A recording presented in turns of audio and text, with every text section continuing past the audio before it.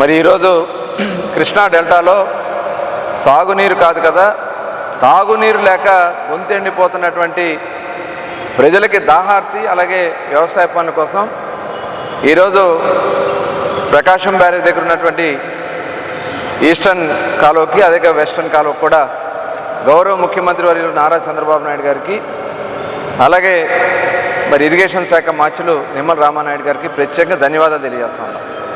ఎందుకంటే గత ప్రభుత్వం చేసినటువంటి నిర్లక్ష్యం కారణంగా ఇప్పుడే రామానాయుడు గారు చెప్పారు, ఏదైతే పులిచింతల్లో 30 టీఎంసీ నీరు ఉండాలంటే 0.5 టీఎంసీ కన్నా కూడా తక్కువ నీరు ఉందంటే ఇవాళ దీనికి బాధ్యత ఎవరిది?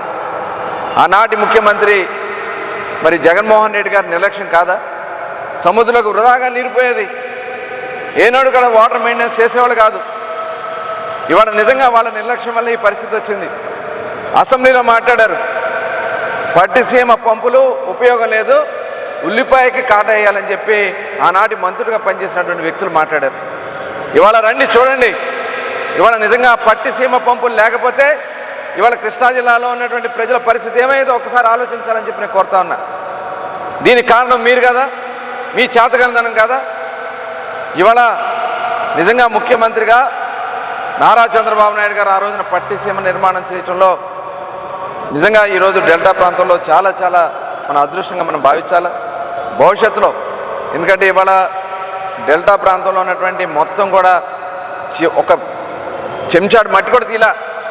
ఈ 5 సంవత్సరాల్లో బిల్లులు చేసుకున్నారు, కమిషన్లు కొట్టుకున్నారు తప్ప ప్రజలకు అవసరాలు తీర్చే విధంగా మనకి ఎక్కడ కూడా కార్యక్రమాలు జరగల.